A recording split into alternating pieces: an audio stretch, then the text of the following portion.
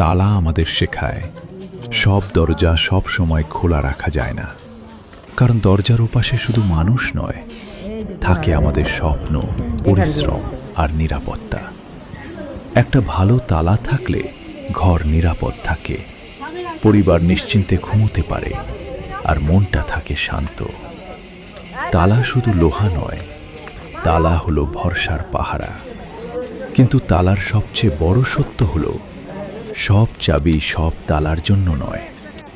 সব মানুষ তোমার জীবনের দরজা খুলতে পারে না, সব কথা সবাইকে বলা যায় না, সব অনুভূতি সবাই বুঝবে এমন নয়।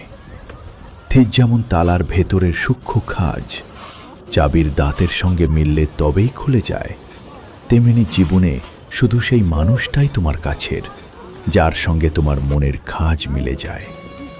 ভুল চাবি যত জোরেই ঘোরানো হোক,